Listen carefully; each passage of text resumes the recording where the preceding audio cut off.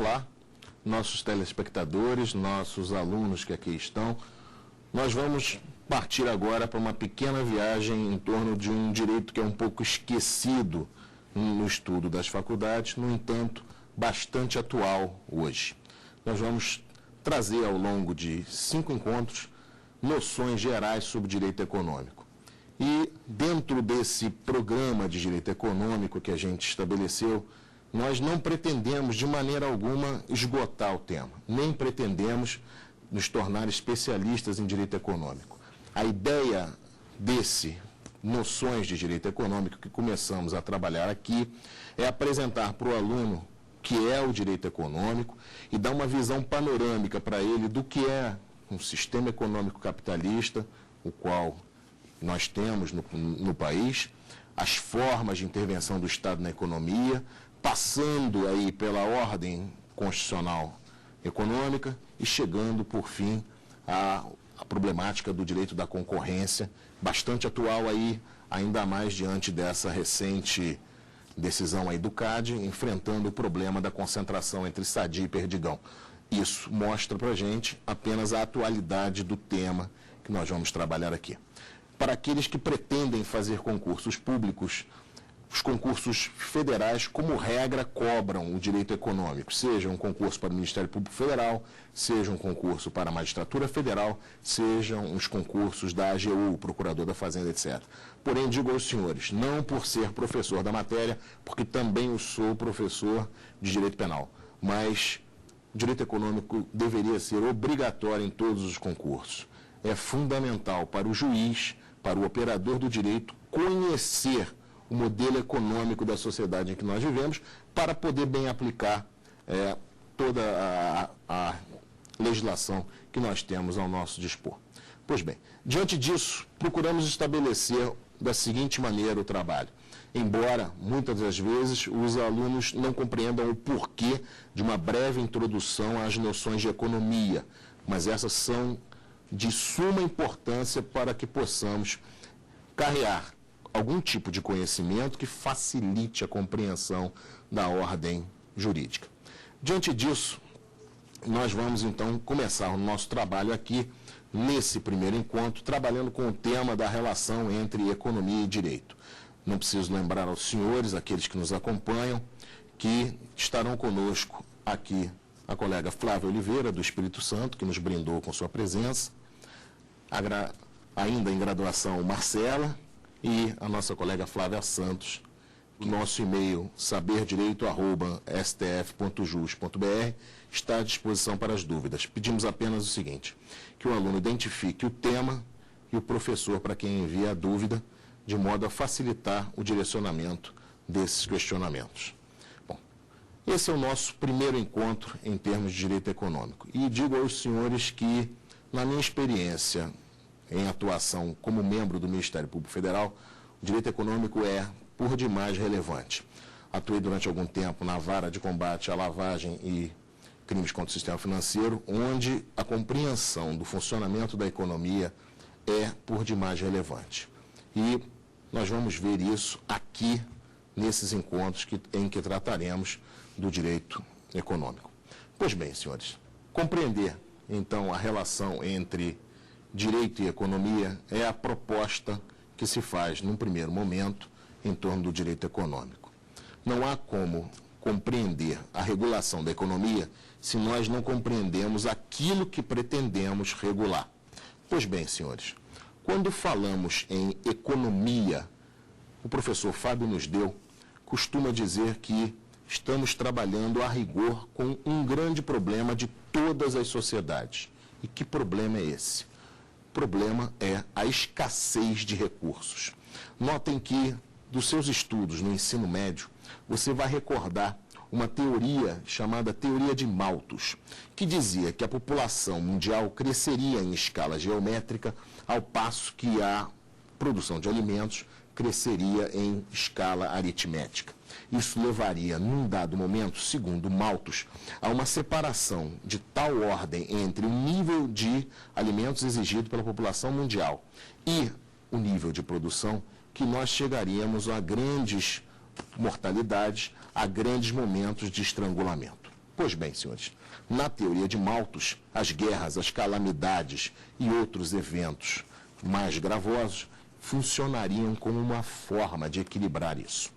Porém, ao longo do tempo, o homem foi conseguindo controlar essa adversidade, de forma que o homem não se submete mais àqueles gravames da natureza, ele os contorna. Porém, se isso ocorre, há uma contrapartida. Nós estaremos diante de uma população mundial que demanda cada vez mais alimentos, cada vez mais bens e que existem recursos para prover esses bens que não são tão ilimitados quanto essa grande gama de demandas que a nossa sociedade mundial tem. Basta, para que a gente torne o tema atual, lembrar que uma determinada revista semanal, há coisa de 15 dias, fez uma reportagem na qual falava dos 7 bilhões de habitantes que o planeta possui. E a indagação que nós fazemos é a seguinte: será que existe alimento suficiente para esses 7 bilhões? Será que existe uma demanda que possa ser atendida? Ou nós caminharemos sempre para a escassez de alimentos, de petróleo, de água? Onde é que o direito vai entrar para tentar resolver isso? Pois bem, senhores, costumamos dizer que em termos de direito econômico é fácil visualizar que as demandas humanas vão ser sempre, mas sempre, tendentes ao ilimitado. Basta que eu indague aqui a nossa participante Flávia. Se eu indagar para a Flávia qual é o concurso que ela pretende fazer, se ela é uma concursanda ou se ela pretende a advocacia, talvez ela me diga que ela pretende ser juíza de direito, que ela pretende ser promotora de justiça, procuradora da República ou juíza federal. Mas eu fatalmente esbarrarei numa questão: quanto Flávia acha que é justo para ela ser remunerada nessa atividade? Quanto Flávia aceitaria de remuneração enquanto juíza? Flávia aceitaria os 24 mil reais anunciados em editais e que tanto fascinam as pessoas, mas que quando o imposto de renda incide e a Previdência incide, esses 24 não viram mais 24, viram uma coisa bem menor? Flávia aceitaria 24 mil? Eu não tenho nenhuma dúvida de que Flávia responderia que aceitaria 24 mil. Assim como se eu oferecer para Flávia 50 mil para ser juíza, ou seja, para realizar o seu sonho profissional, Flávia também aceitará os 50 mil. Se eu oferecer 500, 1 milhão, 1 milhão e meio, um Big Brother por mês para ela ser juíza, Flávia não recusará. O que eu tenho nessa formulazinha que eu fui apresentando, na qual Flávia aceita a remuneração que for, o quanto eu der de benefícios, Flávia aceitará e incorporará. Nós temos aí que as necessidades humanas tendem ao infinito, não possuem um limite aparente. Basta você ver que os seus pais, muito provavelmente, utilizavam máquinas que tinham filmes ali dentro que eram levados para revelar. Ao passo que hoje você tem máquinas digitais nas quais você tem a possibilidade de imprimir suas fotos em casa, sem qualquer dificuldade. O que significa isso? Significa que a nossa sociedade, num dado momento, teve contato com um tipo de tecnologia que só existia em países mais avançados e incorporou isso. Hoje, ninguém mais aceita esse tipo de tecnologia defasada. Queremos a nova tecnologia. Pois bem, senhores, se é assim que ocorre, fica claro para a gente que o ser humano tem uma tendência a querer cada vez mais. Isso é natural. Só que os recursos naturais que existem para atender essas demandas são limitados. A Terra não comporta um determinado número de habitantes. O planeta se esgota. O meio ambiente não tem condições de nos dar aquilo que nós precisamos para atender a essa gama enorme de pessoas que vivem nesse planeta. Pois bem, senhores, diante dessa constatação, o Clube de Roma, na década de 70, fez um estudo junto com o Massachusetts Institute of Technology nos Estados Unidos, o MIT, e ponderou uma série de variáveis relativas ao futuro da humanidade, A partir de 1972, esses estudos foram utilizados na Conferência do Meio Ambiente, passou-se a desenvolver uma consciência ambiental antes não existente. Senhores, de nada adianta nós esgotarmos os recursos naturais, porque no momento seguinte nós vamos trabalhar com a escassez. De nada adianta eu desmatar todas as florestas e acabar com os cursos d'água, com os cursos d'água, porque no momento seguinte eu vou trabalhar com a escassez. Eu sou oriundo do Rio de Janeiro, e no Rio de Janeiro há um processo de reflorestamento, para aqueles que o conhecem, muito interessante, que é o da Floresta da Tijuca. A Floresta da Tijuca foi severamente desmatada, e isso afetou os cursos d'água, o nível de chuvas na cidade do Rio de Janeiro. Como consequência, faltou água na cidade do Rio de Janeiro. O processo de recuperação da floresta foi o que permitiu torná-la a maior floresta urbana existente e permitiu que os cursos d'água voltassem a ter o seu ritmo normal. Pois bem, senhores, se há essa percepção de que existem recursos naturais que são limitados e de outro que existem demandas que são cada vez maiores, nós temos que buscar um ponto de equilíbrio. E aí vem a noção de economia. Segundo o professor Fábio nos deu, a expressão economia vem da junção de dois radicais gregos, oikos, casa, nomos, ordem, lei. Então, isso já extrai daí, já permite extrair daí a ideia de ordenar a casa. Permite você olhar para a noção e extrair, uma noção de economia no sentido de ser a organização da casa, a organização das atividades econômicas. Pois bem, se a noção de economia é essa, que relação que há, afinal de contas, o nosso tema não é economia e nem pretende ser economia, mas que relação que há entre direito e economia? Ora, diz o professor nos deu, há uma relação direta, porque quanto mais um bem se tornar econômico, mais o direito vai se interessar por ele. Pense os senhores no petróleo. Petróleo é um recurso escasso. E sendo um recurso escasso, ele é severamente regulado. Os países, em geral, regulam o consumo desse bem natural. Pois bem, se a consequência de ser muito escasso é o direito de se interessar, começa a se estabelecer aí uma noção de que o direito estará presente na economia quanto mais escasso for um bem. E essa é a primeira noção que nós devemos estabelecer e que talvez o senhor deva anotar aí, que quanto mais econômico for um bem, mais o direito incidirá sobre ele. A contrário senso, se o bem for pouco econômico, não tiver tanto interesse econômico, esse bem não precisa de regulação pelo direito. Esse tema é tão interessante que um ex-diretor do Banco Mundial, Joseph Stiglitz, deu uma entrevista há pouco tempo discutindo o aquecimento global. E ao falar sobre o aquecimento global, ele num dado momento coloca o seguinte: o homem não percebeu que utilizar a atmosfera iria conduzi-lo a essa situação. O homem não percebeu que aquele bem não era tão abundante quanto parecia que era. Consequência disso, vamos vivenciar um momento posterior agora, no qual o que vai acontecer? Vamos ter que conviver com um clima adverso. Vamos ter que conviver com uma dificuldade maior para equacionar as nossas demandas.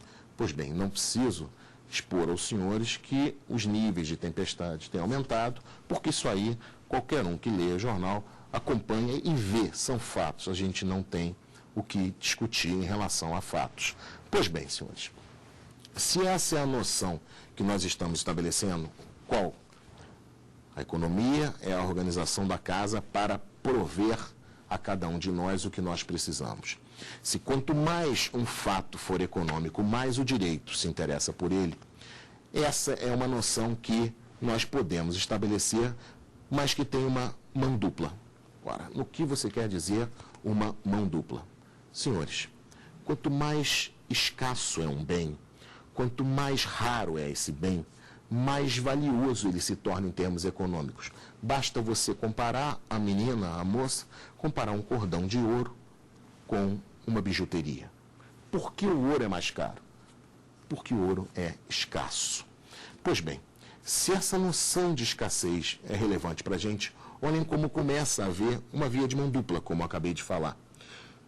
O direito tem a capacidade não apenas de reconhecer escassez em certos bens para regulá-los, como tem capacidade de tornar escassos certos bens, tornando eles mais econômicos.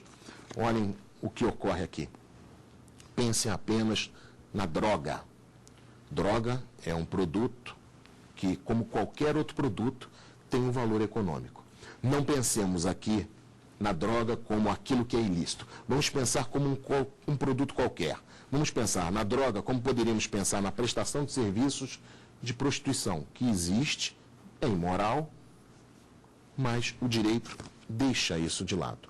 O que nós reprimimos é a exploração da prostituição, mas a prostituta em si, o direito, embora não regule isso, ele deixa isso num canto. Pois bem, senhores, a droga é algo que se torna proibido. E algo que se torna proibido por quê? Por razões de saúde pública. Ao se tornar proibido, a produção de droga sofre um gravame muito grande. E isso torna a droga muito lucrativa, porque ela é escassa, não apenas por razões de produção, mas ela é escassa porque o direito a torna escassa. Essa percepção é por demais relevante porque nós tivemos, em 2003, entrando em vigor o Estatuto do Desarmamento, Lei 10.826, no qual nós tínhamos lá um plebiscito para discutir sobre o desarmamento. Vamos proibir em absoluto armas ou vamos permitir que as pessoas tenham armas? Para qualquer um que conheça a dinâmica econômica das coisas, saberia dizer que não se deve proibir que as pessoas, em geral, possam ter armas. E por que não? Porque ao proibir, nós vamos automaticamente tornar mais escasso do que já é aquele fornecimento de armas. E a consequência disso é que vai se fomentar um mercado lucrativo, mais lucrativo do que já é, em torno do tráfico de armas. Pensem, senhores, num momento histórico da Chicago da década de 20, 30 do século passado. Al Capone, todos conhecem a história, foi um grande mafioso, no qual o seu grande crescimento se deu em razão de uma única lei, a lei seca. A lei seca, ao proibir o consumo de determinadas bebidas com determinado teor alcoólico, simplesmente abriu as portas para um mercado ilegal de bebidas alcoólicas, no qual o lucro era extremamente elevado. Então, muitas das vezes, o direito vai fazer com que determinados bens ou produtos se tornem escassos, o que parece, de certa maneira, equivocado. Como é que o direito que quer reprimir droga pode automaticamente aumentar o lucro em torno da droga e, com isso, viabilizar toda uma cadeia econômica em torno da droga? Para além das discussões que estão sendo feitas hoje sobre descriminalizar ou não descriminalizar a maconha, se nós pensarmos sob o ponto de vista econômico, toda e qualquer proibição faz da atividade ela mais lucrativa.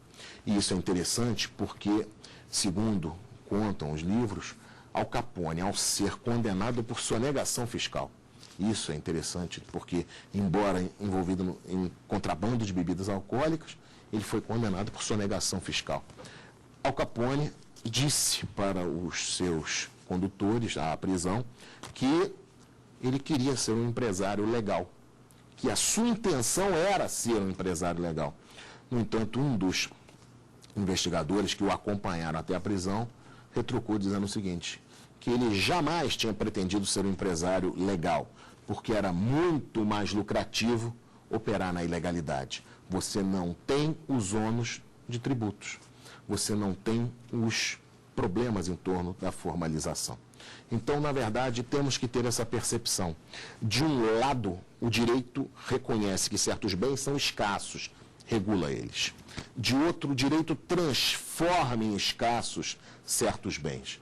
E, com isso, temos aí um panorama inicial da relação entre direito e economia. Olhem, senhores, como isso é gritante. Eu tenho um terreno de frente para a praia ali na Barra da Tijuca. Barra da Tijuca, Rio de Janeiro, Olimpíadas, muitas empresas querem construir hotéis. Esse terreno vai se valorizar. Num dado momento, a prefeitura baixa uma norma dizendo o seguinte: estão proibidas construções na orla do Rio de Janeiro por conta de problemas ambientais ou o que quer que seja. Qual vai ser a consequência dessa norma aí de estruturação, ocupação do solo urbano? Norma de direito muito mais administrativo ou de direito civil que o valha. Qual é a consequência disso para o valor do meu terreno? Ora, é óbvio, é intuitivo que o valor do terreno irá cair. Então, senhores, olhem como há uma interface. Se eu crio um direito para o consumidor, por exemplo, de receber semanalmente em casa extratos bancários, isso gera um ônus para o banco. Isso vai repercutir onde? No custo. Então, é óbvio que o banco vai cobrar por aquele extrato novo. Então, notem como tudo o que você mexe na economia vai fazendo com que as equações econômicas sejam mudadas. Aumento o imposto para a compra de carro. Qual é o movimento natural da concessionária, do fabricante, de todos os envolvidos nessa cadeia? Repasse isso para o consumidor. Os senhores conhecem o fenômeno da repercussão tributária. Quem paga os tributos é o consumidor final. Os tributos são lançados no preço final. E por que isso? Porque isso é um processo econômico. Não há como fugir disso. Pois bem, essas visões que nós fizemos até aqui permitem, num dado momento, falar naquilo que o professor Fábio Nosdeu diz, que é o caráter multidisciplinar do direito econômico. O direito econômico, segundo o professor Nosdeu, faz um corte transversal em todos os demais ramos do direito. Ora, e como isso ocorre? De uma maneira muito simples.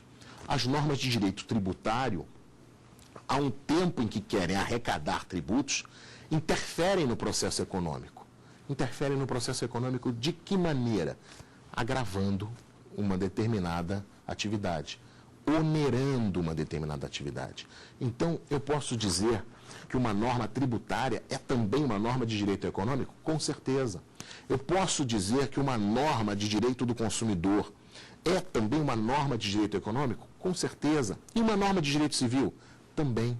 Tudo que possa repercutir no processo econômico, na oferta de bens, vai ser norma de direito econômico. Pergunto eu aos senhores para concluirmos, dentro desse raciocínio, as normas de direito ambiental, que estabelecem uma série de restrições para o acesso a certos bens, as atividades econômicas em geral, podem ser consideradas normas de direito econômico? Com certeza.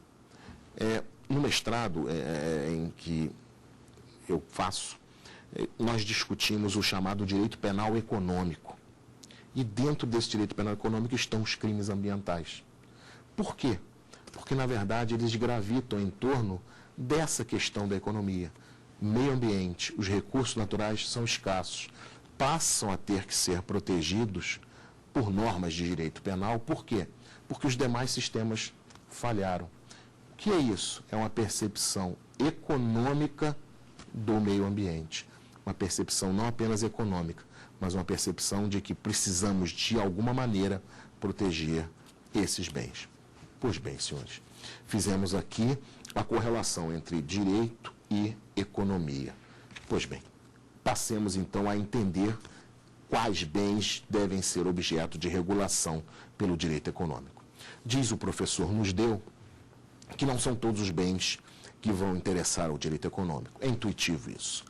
Imagine o senhor andando na rua, vê um pedregulho, o senhor pega esse pedregulho e leva para casa. Essa apropriação não tem qualquer regramento, não tem nenhum pagamento de tributo, não tem necessidade de nenhum tipo de contrato. É uma apropriação que é indiferente ao direito econômico. Porém, se o senhor chegar num posto de gasolina e abastecer o seu carro e simplesmente fugir, o senhor estará sujeito às sanções penais decorrentes dessa conduta, assim como aquilo ali é algo que tem conteúdo econômico, que é regulado e que repercute na nossa sociedade. Então, diante dessa ponderação, nós podemos extrair a ideia de que os bens econômicos são aqueles que, em primeiro lugar, atendem ao homem. Atendem ao homem na medida em que satisfazem a uma necessidade desse homem. Então, são bens que são necessários, segundo o professor nos deu.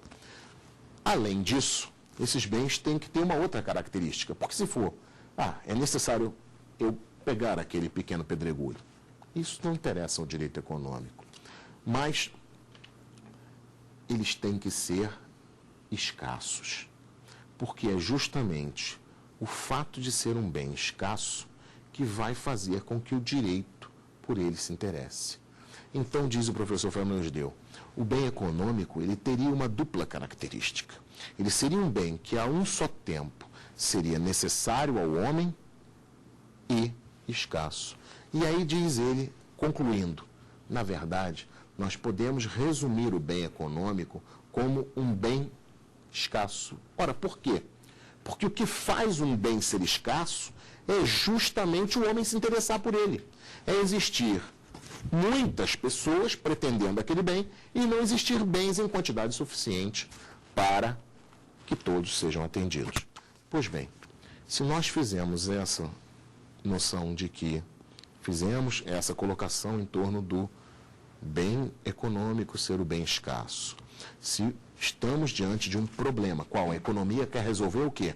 Quer resolver o problema da escassez. Todas as atividades econômicas são ordenadas para resolver o problema da escassez. Eu quero um determinado bem, o outro quer aquele bem, várias pessoas querem o bem, como é que nós vamos ordenar o atendimento dessas demandas?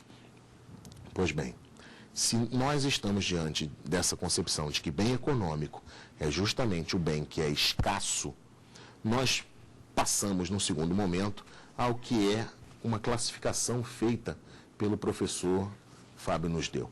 E muito interessante o livro dele, no ponto em que ele diz que, na verdade, nós devemos classificar instituições, institutos, ou o que quer que seja em direito, na medida em que isso se torne útil. Porque classificações que não sejam úteis para o operador do direito são classificações que servem apenas à vontade de quem classifica. E ele faz a seguinte ponderação. Ele diz o seguinte, apenas tomando algumas das classificações dele. Ele diz o seguinte, determinados bens econômicos têm, dentro da sua classificação, uma relação entre si. Esses bens, segundo essa relação entre si, seriam bens complementares ou bens sucedâneos. Então, notem o que o professor nos deu, diz, os bens econômicos se classificam, quanto à relação entre si, em bens complementares ou bens sucedâneos. Ora, o que quer dizer isso? Bens complementares são aqueles que permitem um uso simultâneo. Posso utilizá-los ao mesmo tempo. Pense, café e leite. As pessoas utilizam café e leite. As pessoas utilizam desses bens simultaneamente. Agora, pensemos num outro exemplo. Café em pó e café solúvel. Em geral, os dois deveriam competir no mesmo mercado, no mercado de café. Então, pense no seguinte, vamos pegar um exemplo que seja mais fácil ainda do que o café solúvel e o café em pó, porque no nosso dia a dia corrido, de grandes cidades e de pouco tempo para fazer as nossas atividades, muitas das vezes você vai ter em casa tanto o café em pó, se tiver tempo de coar um café, como o café solúvel para aquela emergência ali, na qual você ferve apenas um pouquinho de água e faz o seu café solúvel. Vamos pensar em leite e leite em pó. Leite em caixinha e leite em pó. Se você tem leite em caixinha em casa, normalmente você não vai ter necessidade de ter leite em pó. Ora, isso faz com que um bem substitua o outro. Isso faz com que um bem se coloque no lugar do outro. Aí você vai indagar. Tudo bem, você fez essa classificação de que bens complementares permitem um uso simultâneo e de que bens sucedâneos não permitem esse uso simultâneo. E daí, ora, senhores, quando nós formos falar sobre direito da concorrência, esse aspecto relacionado a ser o bem complementar ou sucedâneo vai ser extremamente relevante. Por quê? Porque quando o CAD, por exemplo, a Autoridade Antitruste, vai apreciar uma concentração econômica ou a prática de uma infração à ordem econômica, ele vai ponderar qual é o tamanho do mercado. E ele vai levar em conta os bens econômicos. Ele vai levar em conta o mercado onde atuava aquele agente para saber se aquilo dali deve ser autorizado ou se deve ser proibido.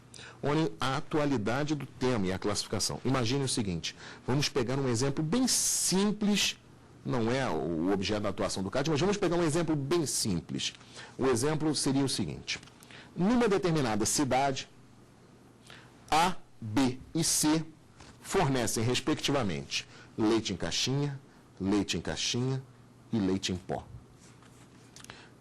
Diante disso, imaginemos agora que A começa a fazer uma promoção da venda do leite em caixinha por um preço baixíssimo, tentando destruir B, porque B oferece o mesmo produto. Ou seja, A quer dominar aquela parte de mercado que é atribuída a B. E C continua oferecendo o leite em pó. Se eu disser que esses bens aí, leite em pó e leite em caixinha, são bens sucedâneos, ou seja, o consumidor troca um pelo outro, ainda que eu tenha uma eliminação de parte da concorrência, eu continuo a ter concorrência. Entre quem? Entre A e C. Então o CAD, diante disso, não vai se manifestar por punir aquele comportamento, salvo se de outra hipótese se trate. Porém, se o meu consumidor não aceita de maneira nenhuma, ele usa os dois bens em conjunto, ou seja, os bens estão em mercados diferentes. Mercado de leite em caixinha é um e mercado de leite em pó é outro. Os bens passariam a ser classificados como bens complementares. E sendo bens complementares, qual seria a consequência disso? Haveria uma eliminação da concorrência. Então, notem como a classificação do bem econômico em complementar ou sucedâneo repercute lá o direito da concorrência.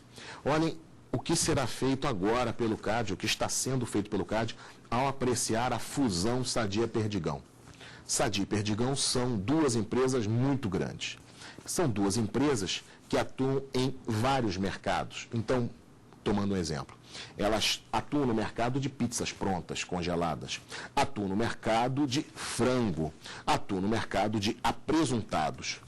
O CAD vai ter que examinar em cada um desses mercados o que acontece se Sadia e Perdigão se juntarem, para ver se há ou não há eliminação da concorrência.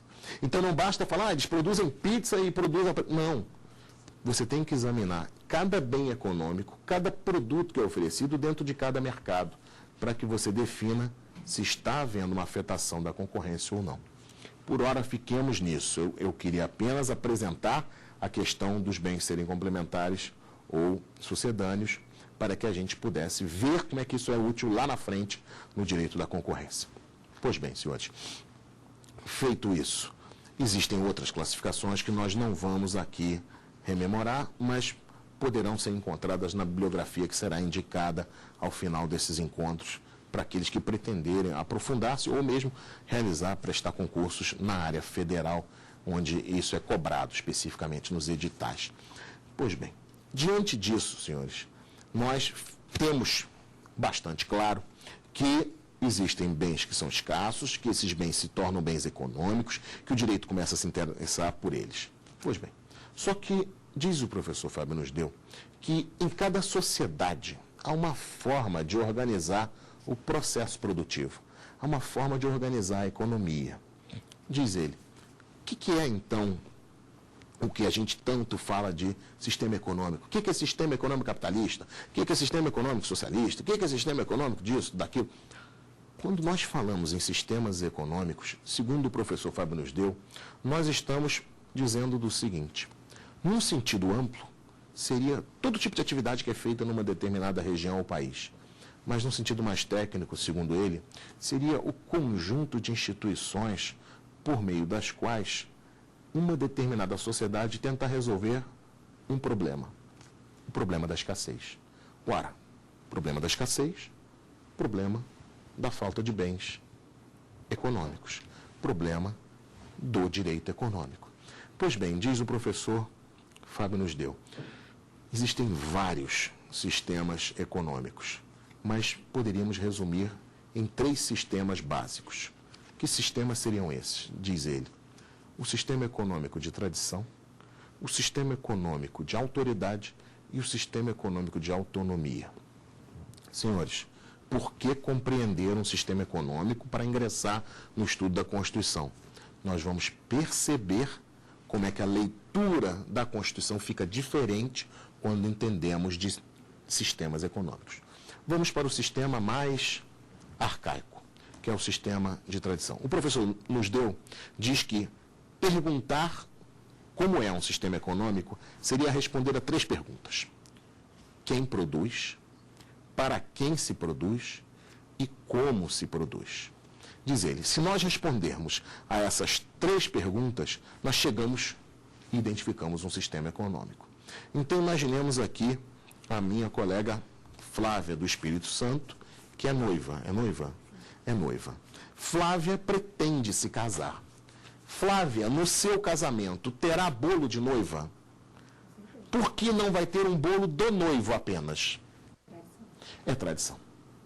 Então, notem como existem certos comportamentos que se repetem, sem questionamentos. Se eu perguntar para a Marcela se ela comeu ovos de Páscoa nessa última Páscoa, talvez ela responda que sim, embora eu já tenha me deparado com algumas frustrações dando aula de pessoas que dizem, odeio ovo de Páscoa. Na verdade, é apenas a exceção que comprova a regra. A senhora comeu chocolate, que é mais amplo, na última Páscoa? Sim. Com certeza. E a senhora comeu panetone na última Páscoa? No último Natal. Páscoa não, no Natal? Com certeza. Comer panetones ou frutas secas no Natal, comer chocolates na Páscoa, ter bolo de noiva, são, segundo o Fábio nos deu, resquícios do sistema econômico de tradição. O que é um sistema econômico de tradição? Diz ele, é um sistema onde os padrões comportamentais se repetem, sem grandes questionamentos. As sociedades produzem do mesmo jeito ao longo dos anos. Não há uma mudança no padrão comportamental. Quem produz é o filho do sujeito que produzia antes, que também era filho do outro sujeito. Então você repete padrões de comportamento. Segundo o Fábio nos deu, esse tipo de sistema econômico só funciona em comunidades muito isoladas que não mantêm qualquer tipo de contato com outras sociedades. Por quê, diz ele? Porque na medida em que eu mantenho contato com uma outra sociedade, eu naturalmente vou adquirir hábitos que são da outra sociedade. Se você pretende fazer concursos federais, como, por exemplo, do Ministério Público Federal, você fatalmente fará o que nós conhecemos na Procuradoria como turismo institucional. Você vai ser removido, vai ter uma lotação no norte do país e depois você vai passando por várias localidades e vai conhecendo diversas culturas. Se você for hoje a um shopping center em Manaus, a um shopping center em Brasília, a um shopping center em São Paulo, no Rio de Janeiro ou em Porto Alegre, você verá praticamente o mesmo modelo de shopping center. Por quê? Porque há uma certa padronização. Segundo o professor nos deu, os gregos tinham certas figuras como deuses. E os romanos, ao manterem contatos com os gregos, se apropriaram de várias dessas figuras para utilizarem como divindades romanas. Ele diz que esse seria o maior exemplo de que o contato entre as várias sociedades faz com que uma incorpore o hábito da outra. Basta ver aí que muitos alunos assistem aulas com gravadores digitais, assistem aulas com netbooks ou notebooks, ou hoje com esses tablets. Por quê? Porque vai se assimilando comportamentos que estão em outra sociedade. Então, o Fábio nos deu diz o seguinte: como é que ficam os problemas? Por exemplo, eu estou lá nessa sociedade e eu quero comer picanha, mas a sociedade só come frutas. Diz ele, esse tipo de comportamento é visto como algo contrário ao grupo. E esse comportamento vai ser sancionado dentro do grupo. Então, são comunidades muito atrasadas, são comunidades onde há um forte vínculo psicológico religioso e que qualquer demanda diferente da normal é punida. Não funciona. Não preciso dizer que não funciona. O segundo sistema econômico que o professor Fábio nos deu diz é o chamado sistema econômico de autoridade. Esse sistema econômico teria como característica uma apropriação coletiva dos bens de produção. Pois bem, senhores, o que seria essa apropriação coletiva dos bens de produção? Um órgão central delibera tudo o que é relativo à economia, tudo. Delibera como se produz, quando se produz, delibera preços, delibera salários. Diante disso, você tem um sistema que precisa de um órgão central. Notem como há uma índole nitidamente autoritária nesse sistema, uma índole nitidamente socialista ou comunista, na qual você decide tudo, preço, salário e modo de produção. E se eu quiser comprar um produto que está em falta? Esse comitê central é chamado a decidir e resolve. Aumenta o preço, mantém a demanda insatisfeita ou aumenta a produção. Tudo planificado. Por que isso? Porque num sistema de autoridade você conseguiria racionalizar a economia a partir desse órgão central. Funciona? Não. Basta você ver que se o ser humano quer um bem, ele vai procurar esse bem, ainda que pague mais por isso. Vai aparecer o que a gente conhece como ágio. Todas as vezes que um bem é proibido o seu consumo, ou ele tem restringido ou está em falta, as pessoas aceitam pagar mais para encontrar esse mesmo bem. Pois bem, qual é o sistema, então, que vai funcionar? É o sistema econômico capitalista. Esse sistema econômico capitalista parte, segundo o Fábio nos deu, da seguinte ideia: se eu der liberdade para o homem resolve o problema da escassez. Como que a liberdade do homem vai resolver o problema da escassez? Diz o Fábio nos deu. No sistema capitalista, o homem é deixado livre para produzir o que quiser e para consumir o que quiser. Se isso ocorre, diz ele, de um lado o consumidor vai querer maximizar o seu salário. De outro, o produtor quer maximizar seu lucro. Esse jogo capitalista faz com que o consumidor empurre o produtor para bens que são mais abundantes. Basta você pensar no exemplo dele. Eu faço carro com chapas de aço, que são mais baratas, ou com chapas de ouro? Diz ele, com chapas de aço. Por quê? Porque o consumidor quer produtos mais baratos, ele quer maximizar o seu dinheiro. Então, diz o professor Fábio nos deu o seguinte: na verdade, o que está por trás do sistema capitalista é, em primeiro lugar, no panorama histórico, a Revolução Francesa com os ideais de liberdade, igualdade e fraternidade. Com isso, eu deixo todo mundo livre para fazer o que quiser. Acabam as corporações de ofício, que fechavam mercados para determinadas pessoas. Com isso, se todos são livres, o princípio hedonista, segundo o qual o homem pondera em tudo uma relação custo-benefício, vai fazer com que a escassez seja resolvida. Olhem como o sistema parece fantástico. Eu deixo consumidores de um lado livre, produtores do outro, e eles vão se autorregular. Por isso, sistema de autonomia, ou sistema de economia de mercado, ou sistema capitalista, no qual as liberdades estabelecem a resolução do problema. Só que esse sistema apresenta falhas. Esse sistema não funciona da maneira mais adequada. O sistema capitalista está fortemente vinculado a algumas ideias que vêm da Revolução Francesa, vêm da independência dos Estados Unidos e da Revolução Industrial, na qual nós estabelecemos o arcabouço que vai ser necessário para o desenvolvimento desse sistema capitalista. Pois bem, senhores, só que imaginemos o seguinte: década de 90 no Brasil, eu tenho dinheiro em banco e o banco do meu vizinho quebrou. O outro banco quebrou. O outro banco quebrou. O que eu faço? Mantenho meu dinheiro no banco esperando o banco quebrar ou eu retiro o dinheiro do banco? Instintivamente eu retiro o dinheiro do banco. Então, segundo o Fábio nos deu, o sistema capitalista surge no momento em que os ideais do iluminismo, da liberdade, da Revolução Francesa se estabelecem. E eles conduzem a uma expulsão do Estado. Diz o Fábio nos deu, o Estado é posto para fora da economia, numa verdadeira declaração de que a economia é campo de particulares e não espaço para o Estado atuar. Só que o que aconteceu no Brasil na década de 90? Tivemos um programa de reestruturação do sistema financeiro nacional para evitar que houvesse uma quebradeira em massa de bancos. O tal do PROER representa uma atuação do Estado para quê? Para corrigir falhas do sistema capitalista. Controle da concentração econômica. Controle do CAD sob Sadia e Perdigão.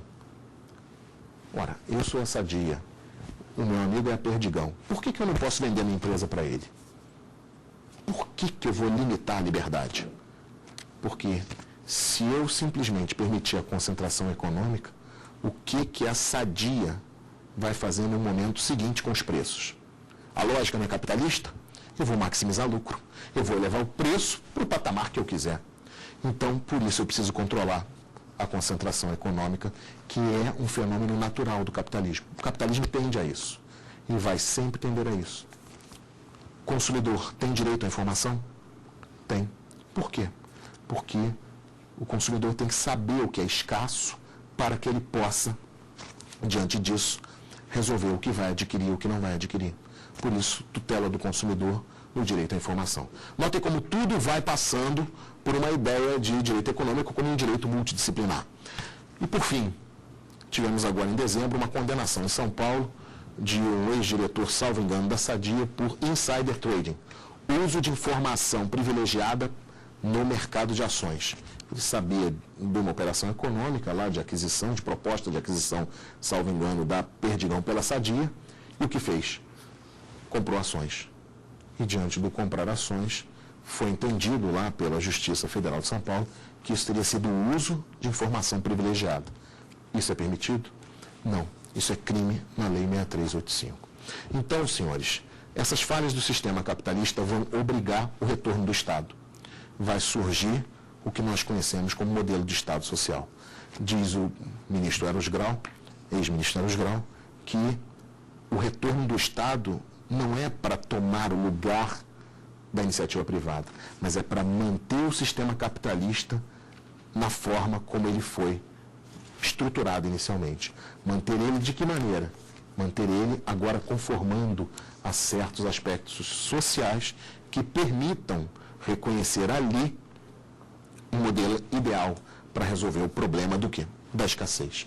Então, notem que quando eu penso em sistema capitalista e penso em forma de atuação do Estado na economia, eu tenho que pensar sempre no seguinte: o sistema é capitalista. A regra é que quem faz atividade econômica é o particular.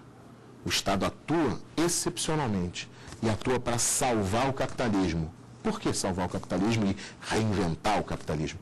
Porque o capitalismo é o melhor sistema dentre todos que nós temos para resolver o problema da escassez. É o ideal? Não é o ideal, mas é talvez o menos pior de todos os sistemas que podem ser apresentados.